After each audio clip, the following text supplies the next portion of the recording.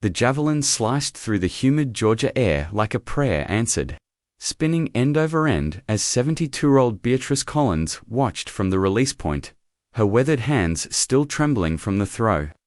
The crowd at the Georgia Senior Games had fallen silent. 500 spectators, who'd been chuckling just moments before, now held their breath as the spear sailed past the 60-meter mark, past 70, past every previous state record for women over 70. Bee's heart hammered against her ribs like a caged bird. Decades of doubt and your too old whispers suddenly meaningless as the Javelin found its mark with a solid thunk in the soft earth. The digital scoreboard flickered, calculating, while her granddaughter Emma screamed from the stands, and the judges double-checked their measurements, their faces painted with disbelief. This moment, this impossible, beautiful moment, had been building for 6 months. Ever since the day Bee decided to stop letting life happen to her and start happening to life instead. But 6 months ago, standing in the produce aisle of the Piggly Wiggly in Valdosta, Georgia, watching other folks her age shuffle past with their carts and resignation, Beatrice Collins had felt as forgotten as last season's seeds. Her husband Earl had been gone 3 years now, the farm sold to pay medical bills, and her days had shrunk to the size of her one-bedroom apartment overlooking the Walmart parking lot. The mailbox brought nothing but Medicare statements and grocery store flyers, while her joints creaked like the old barn doors she used to oil every spring, and most days she felt about as useful as a screen door on a submarine. What she didn't know, what none of them could have predicted, was that buried beneath 40 years of biscuits and gravy, beneath the arthritis and the grief and the quiet assumption that her best days were behind her, lived an athlete who'd never had her moment to shine. This is the story of how a woman who'd spent 7 decades taking care of everyone else finally learned to take care of her dreams, and how sometimes the most extraordinary victories come to those who've been underestimated the longest. Hello my friends. Before we continue our story, leave your like, share the story, and subscribe to the channel. Thank you. Valdosta, Georgia had always been the kind of place where football was religion, and Friday nights were sacred. But for Beatrice Collins, sports had been something that happened to other people's children. Growing up, the eldest of 6 kids on a struggling peanut farm in the 1960s, Bee's afternoons were spent pulling weeds and watching her younger brothers throw rocks at fence posts while she helped Mama with the washing. "Girls don't need to be running around like wild things," her father would say, adjusting his John Deere cap and spitting tobacco juice into the red dirt. The closest she'd come to athletics was carrying 50-pound feed bags from the truck to the chicken coop, her young muscles straining against the burlap while her brothers got to play catch in the yard. Even then, something in her had wanted to see how far she could throw those feed bags, how much strength lived in her farm girl arms. But there was always another chore waiting, another responsibility calling her name. At 17, she'd married Earl Collins right out of Lowndes High School, trading her father's farm for her husband's, trading one set of expectations for another.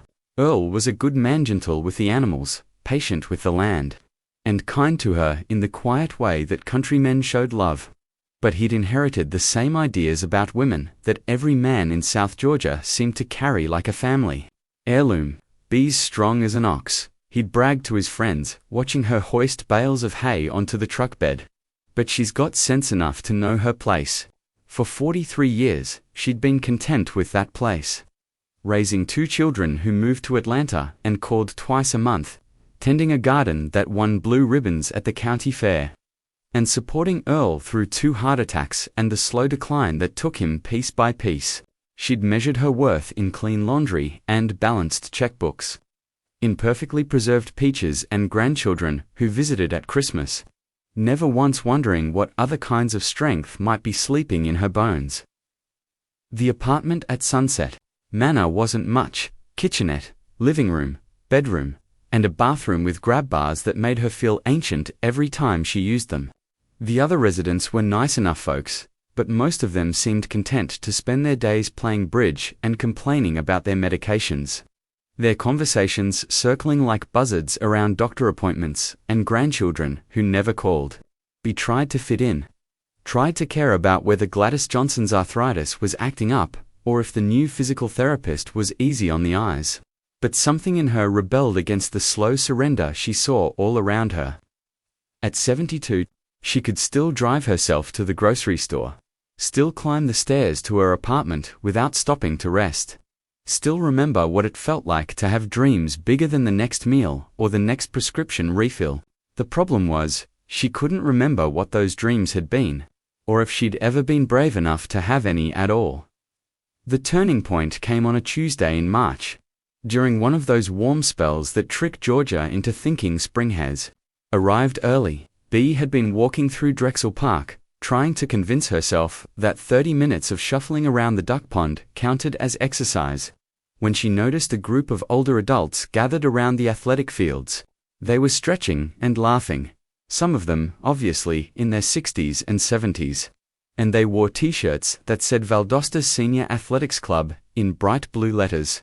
One woman, maybe 70 herself, was throwing what looked like a miniature javelin, her form surprisingly graceful as she sent the implement sailing across the grass. Not bad for an old broad, huh? The woman called to her friends, grinning as she jogged to retrieve her throw. And something in B's chest stirred like seeds after the first rain. Here were people her age who hadn't surrendered, who were still pushing their bodies and testing their limits. And for the first time in years, she felt a spark of something that might have been envy, or hope, or maybe just hunger for something more. You'll take new members.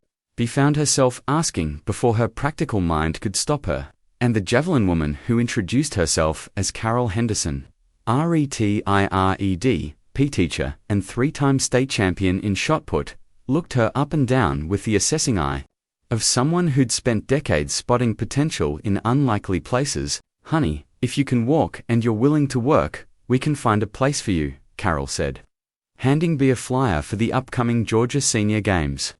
Track and field, swimming, tennis, even table tennis, if that's more your speed. The entry fees only $40, and I guarantee you'll surprise yourself with what you can do. B studied the flyer, her eyes stopping on the javelin evincement. About the idea of throwing a spear as far as she could manage appealed to the part of her that had always wondered about her own strength, her own limits. I threw rocks at crows for 40 years, she told Carol, surprising herself with the admission. Reckon I could learn to throw one of these things. Carol's laugh was warm and knowing. The sound of someone who'd heard similar doubts from hundreds of students over the years. Darling, throwing rocks at crows is where champions start, she said, scribbling her phone number on the back of the flyer. Practice starts Thursday at 4, and the first lesson's free. Worst thing that happens is you try something new and decide it's not for you. Best thing that happens, she gestured toward the field where other seniors were discovering what their bodies could still accomplish. Well, you'll just have to see for yourself. As B walked home, the flyer clutched in her hand like a ticket to somewhere she'd never been allowed to go. She felt something shift inside her chest, a door opening that had been locked for so long she'd forgotten it was there. For the first time in 3 years, she had plans for Thursday afternoon that didn't involve the grocery store or the doctor's office. And the anticipation felt like being young again, like anything might be possible if she was just brave enough to reach for it. Thursday afternoon found B standing at the edge of Drexel Park's track facility wearing her newest pair of Walmart sneakers and a Valdosta State t-shirt she'd bought on impulse, feeling like an imposter among the dozen other seniors who were stretching and chatting with the easy familiarity of old friends. Most of them looked like they'd been athletes their whole lives. Straight backs, confident movements, the kind of easy grace that came from decades of taking care of their bodies instead of just surviving in them. Carol Henderson spotted her, hovering near the parking lot, and waved her over with the kind of enthusiastic authority that brooked no retreat. Folks, we've got fresh blood today, she announced, throwing an arm around B's shoulders. This is Beatrice Collins, and she's interested in throwing things far and hard. B, meet your new family of misfits and former champions.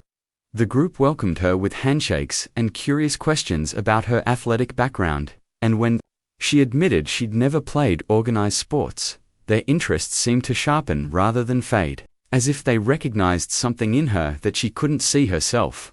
The first javelin Carol placed in her hands felt impossibly light, nothing like the feed bags and fence posts she'd been hefting her whole life.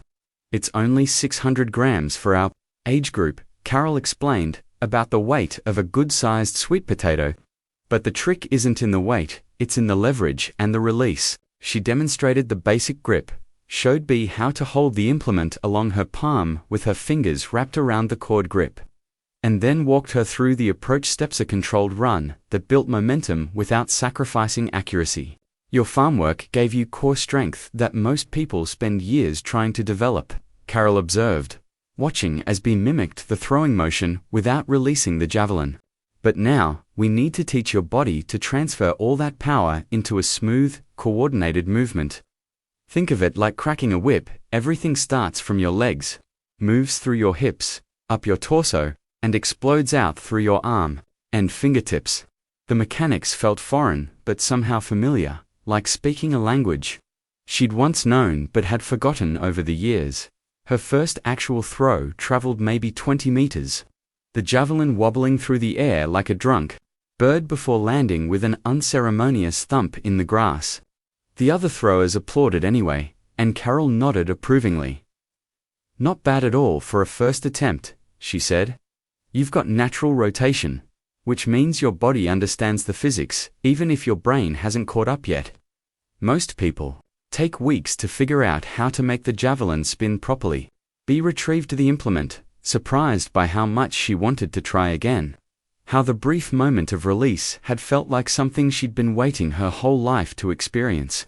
Her second throw went farther, maybe 25 meters. By her fifth attempt, she was beginning to understand what Carol meant about the whip effect, feeling the power start in her legs and travel up through her body like electricity looking for ground.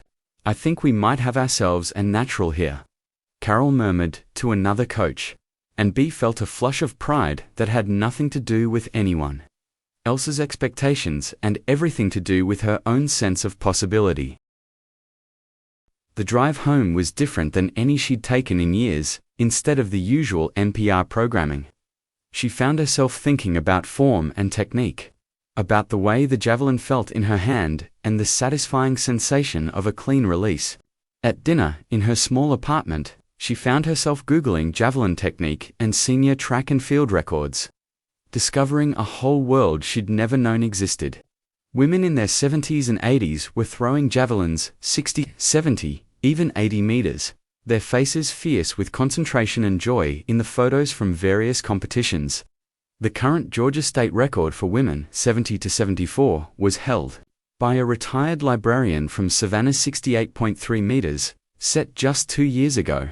Bea stared at that number, trying to imagine throwing something that far, trying to picture herself standing on a podium accepting a medal. And the image seemed both impossible and inevitable, like a dream she'd been having her whole life without realizing it. That night, she called her daughter Jessica in Atlanta, something she rarely did outside of their regular Sunday phone calls. "Mama, is everything okay?"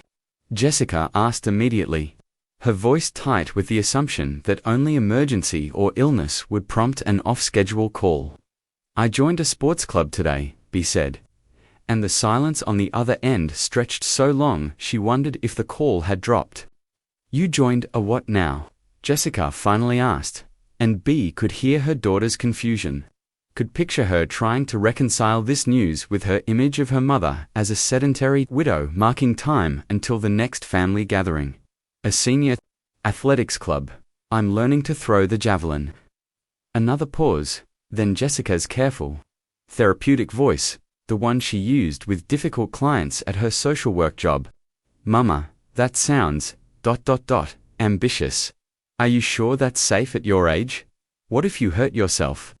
The conversation continued for 20 minutes, with Jessica expressing variations of concern and Bea defending a decision she couldn't fully explain, even to herself.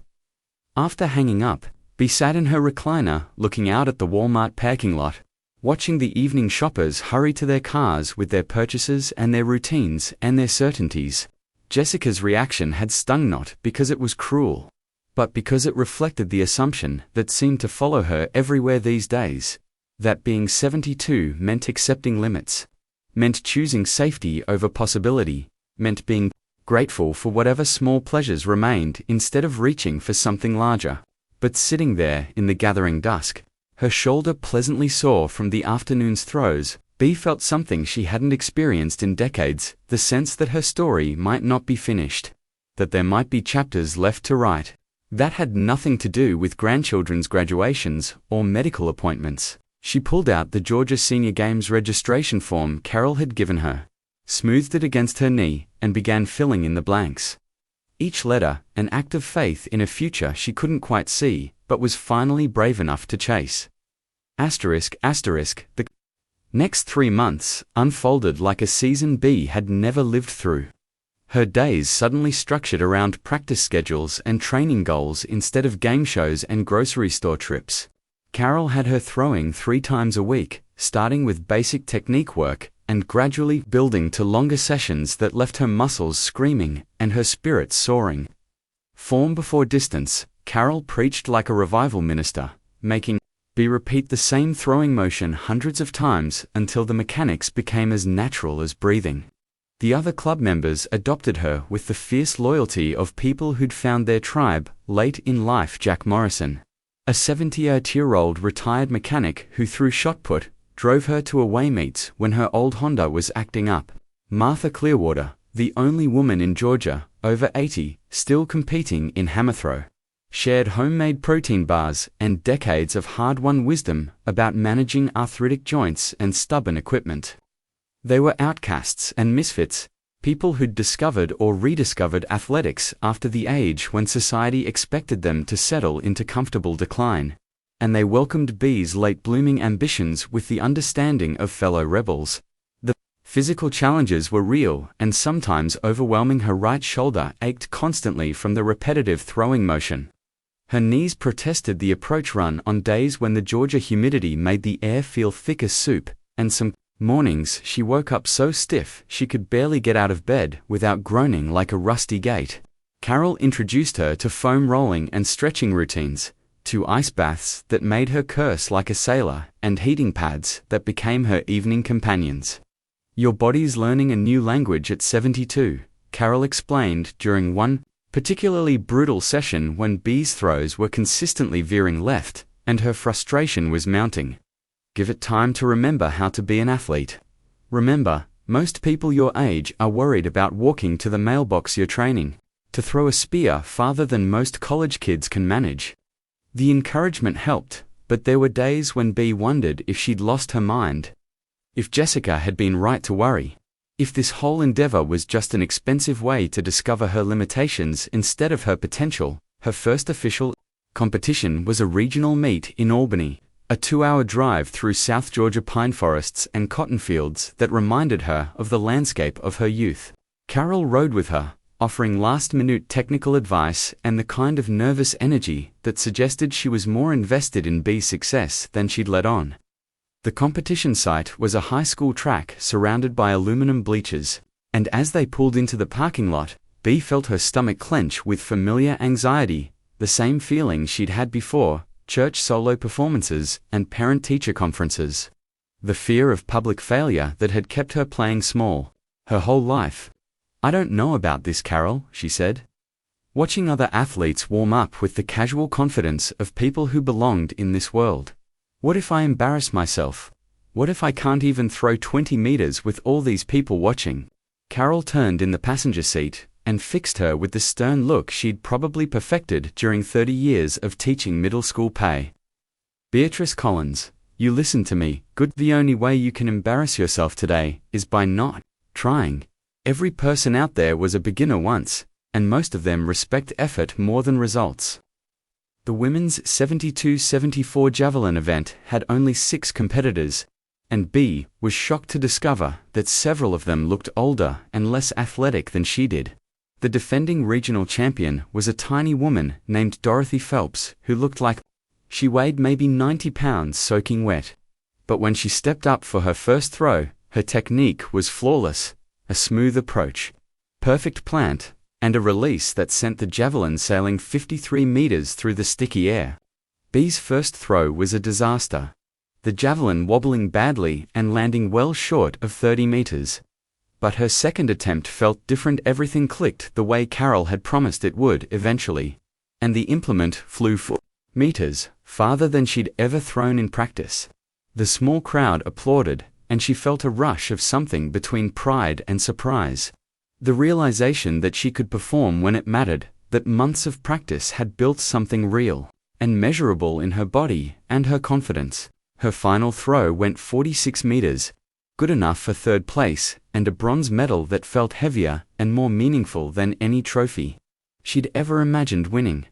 Driving home with the medal in her lap, Bea felt like she was returning from a foreign country where she'd discovered she could speak the language after all. Carol was already making plans for the next competition, talking about technique adjustments and training.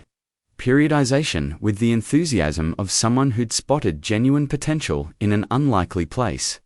"You know what I think?" Carol said, as they passed through Tifton, the sunset painting the sky the color of Georgia clay. "I think you've been holding back your whole life, and now that you're finally letting yourself go, there's no telling what you might accomplish." That throw today, that wasn't beginner's luck. That was 40 years of farm strength finally finding its proper outlet. Bea nodded, but part of her wondered if Carol was seeing something that wasn't really there, if she was projecting her own coaching dreams onto a student who might have already reached her peak. The doubt felt familiar, comfortable even. Like an old coat she'd worn so long she'd forgotten it didn't fit properly anymore. That night, she called both her children to share the news of her third-place finish, and their reactions revealed the divide that had been growing between her old life and her new one. Her son David was politely enthusiastic, the way he might be about a grandchild's participation trophy, while Jessica's response carried undertones of concern about this new obsession, and whether it might be interfering with more important things like regular doctor's appointments and social activities appropriate for her age. "I just worry you're pushing yourself too hard, Mama," Jessica said. And Bea could hear the unspoken fear that her mother's athletic pursuits were somehow undignified, a sign of refusing to accept her proper place in the natural order of aging. After she hung up, Bea sat in her apartment, polishing the bronze medal with a dish towel, thinking about the difference between being supported and being managed, between people who wanted her to be safe and people who wanted her to be fully alive. For the first time in her adult life, she understood the difference, and she knew which one she was going to choose. The breakthrough came on a sweltering July afternoon, when the heat index was pushing 105 degrees and most sensible people were hiding in air-conditioned buildings. But Carol had insisted they needed to train in competition conditions, since the Georgia Senior Games would be held in peak summer weather. Bea's throws had been inconsistent all week. Her technique solid, but her distances frustratingly mediocre. Hovering in the mid-40s when she felt in her bones that she was capable of more. "You're thinking too much," Carol observed, after a particularly disappointing series of throws. "Stop trying to control every aspect of the movement and trust what your body already knows. Sometimes the best throws come when you stop overthinking and start feeling." It was the kind of advice that sounded like mystical nonsense to Bea's practical mind. But as she held the javelin for what would be her final throw of the session, something shifted. Instead of running through her mental checklist of grip and footwork and release angle, she simply focused on throwing the implement as far as her strength and spirit could send it. The throw felt different from the moment she began. Her approach run smoother, more connected, as if every part of her body was working toward the same goal, instead of fighting for control. The javelin left her hand with a sensation she'd never experienced before, a perfect release that felt like letting go of something she'd been carrying her whole life, and she watched in amazement as it sailed through the humid air in a beautiful arc that seemed to go on forever. When it finally landed, Carol was already running toward the measurement markers, her face showing the kind of excitement that comes from witnessing something special. 58 meters. She shouted across the field, "BU, just through 58 meters." The number seemed impossible, 12 meters farther than her previous best, well into the range that would be competitive at the state level. And as she jogged to retrieve the javelin, Bea felt something fundamental shift in her understanding of what she might be capable of achieving. That evening, she found herself doing something she hadn't done in years, calling her sister June in Tallahassee to share good news, instead of exchanging the usual litany of health complaints and grandchildren. Updates. 58 meters, June repeated, her voice carrying the same amazement that had been echoing in Bea's head all afternoon. Bea, do you realize how far that is? That's longer than a football field. They talked for over an hour, June reminiscing about their childhood games of throwing corncobs at fence posts while Bea tried to explain the technical aspects of javelin throwing to someone who'd never seen the sport. You know what I think, June said finally. I think Earl would be proud as punch. Remember how he used to brag about you being able to sling feed bags around like they were pillows? He always said you were the strongest woman he knew, but I don't think even he imagined you'd find a way to turn that strength into something this special. The conversation left Bea feeling understood in a way she hadn't experienced since Earl's death. Reminded that her late-blooming athletic pursuits weren't a betrayal of her past, but a fulfillment of potential that had been there all along, waiting for the right moment to emerge. The next week brought changes that rippled through every aspect of her routine. Carol restructured her training program to prepare for longer throws, introducing new exercises and drills that challenged Bea's body in ways she'd never imagined. She found herself researching nutrition and recovery strategies, investing in proper athletic shoes and moisture-wicking clothes, treating her body with the respect and attention she'd typically reserved for prize-winning tomato plants or Earl's fishing equipment. The other club members noticed the change, too. Jack Morrison started calling her state record as a nickname, while Martha Clearwater pulled her aside to share stories about her own late career breakthroughs and the importance of believing in possibilities that seemed impossible to everyone else. The hardest part, Martha confided during a post-practice stretching session, isn't convincing your body to do new things at our age. It's convincing other people that you have the right to try. That growing older doesn't mean growing smaller unless you choose to let it. As the Georgia Senior Games approached, Bea found herself thinking less about winning and more about the journey that had brought her to this point 6 months ago. She'd been a forgotten widow, marking time until the inevitable, but now she was an athlete with goals and ambitions and a growing sense that her best achievements might still be ahead of her. The transformation went deeper than improved fitness or new skills. It touched something essential about how she saw herself and what she believed she deserved from life. When Dr. Peterson commented during her routine checkup that she looked stronger and more energetic than he'd seen her in years, she realized that learning to throw a javelin had taught her to throw off the limitations she'd accepted as unchangeable truths. I feel like I'm finally becoming the person I was supposed to be all along, she told Carol during their final training session before the games. Like all those years of taking care of everyone else, were preparation for this learning to take care of my own dreams for once. The night before leaving for the competition, Bea sat in her apartment looking through photo albums, finding pictures of herself at various ages and trying to trace the path that had led to this moment.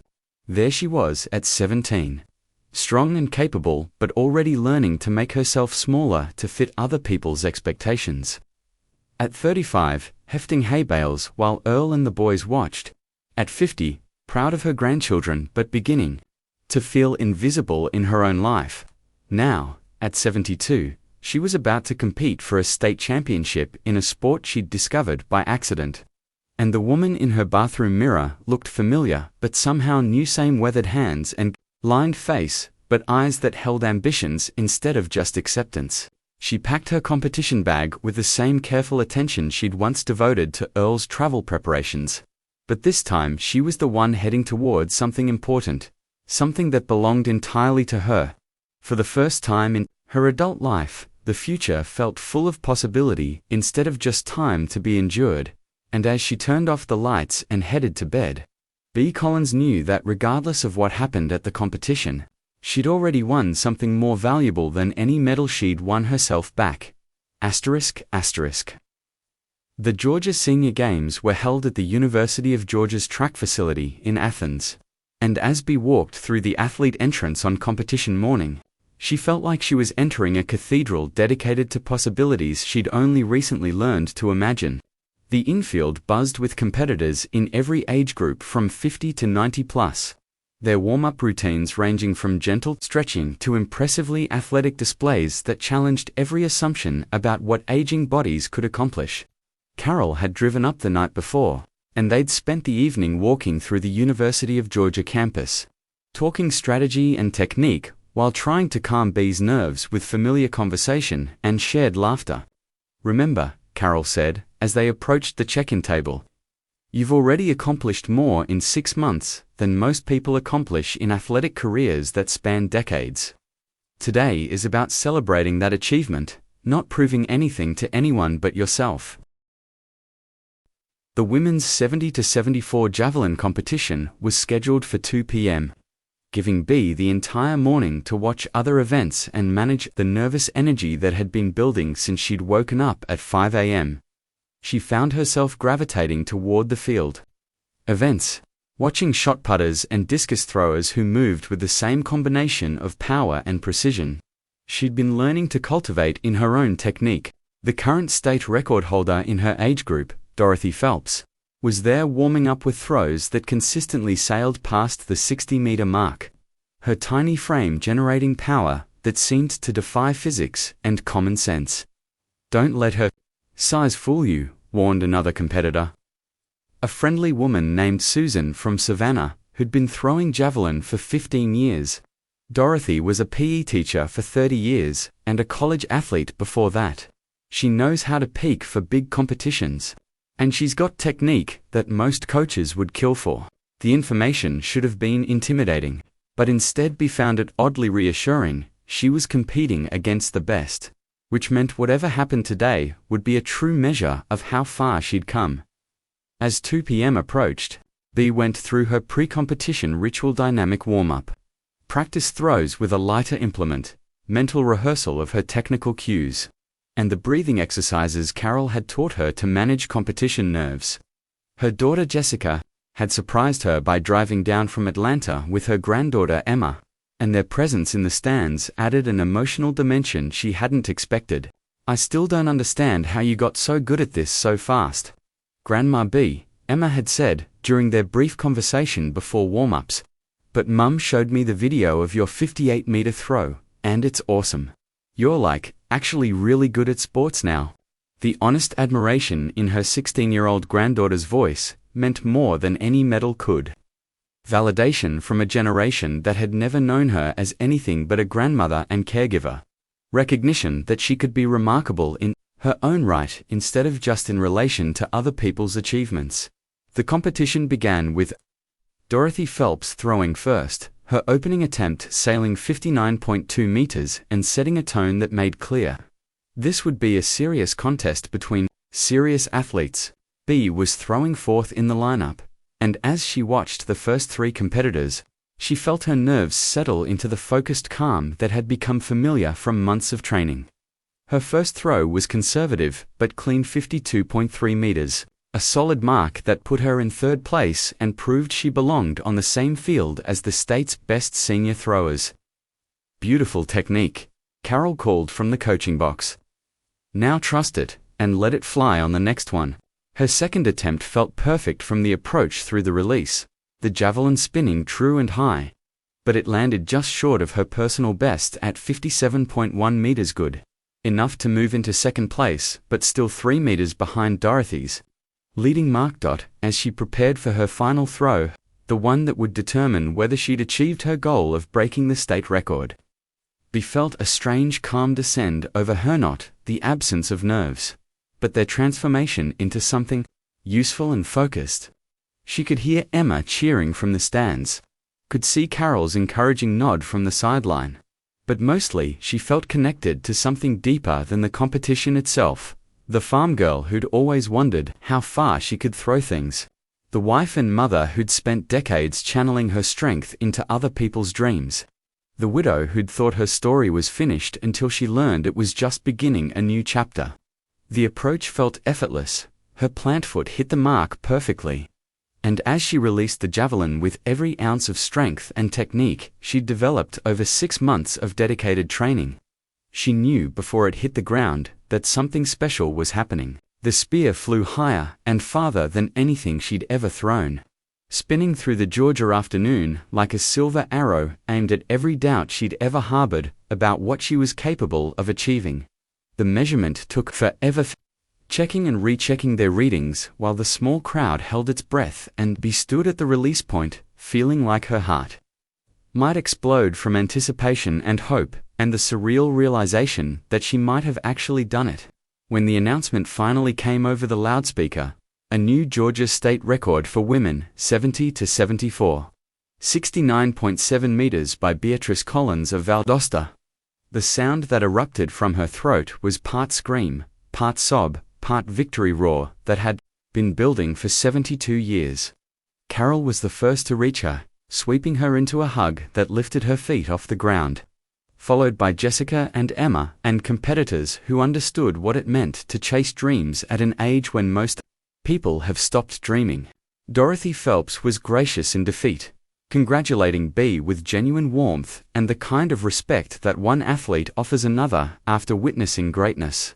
As Bea stood on the podium listening to the national anthem with a gold medal around her neck and the Georgia record officially hers, she thought about Earl and how he'd always said she was stronger than she knew.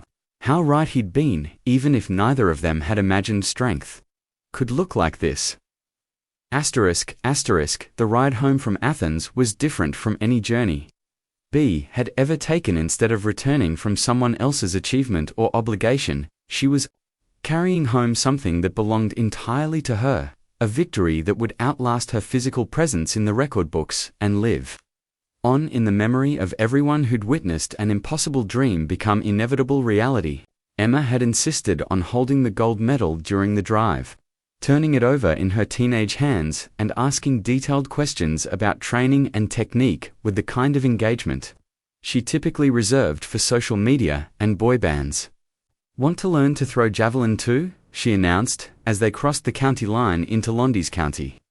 "I mean, if Grandma Bea can set state records at 72, imagine what I could do starting at 16. The comments sparked a conversation about potential and timing that lasted until they reached Valdosta, and Bea realized that her late-blooming athletic career had given her granddaughter permission to dream bigger than she might have otherwise dared.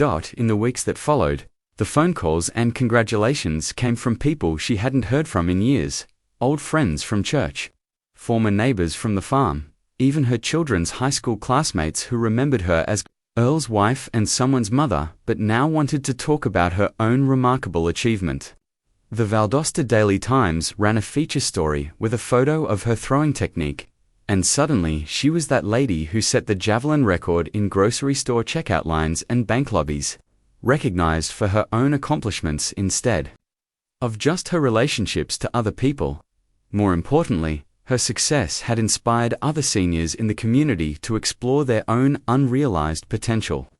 The Valdosta Senior Athletics Club doubled in membership over the summer, with new faces showing up to try shot put, discus, and even javelin under Carol's increasingly busy coaching schedule.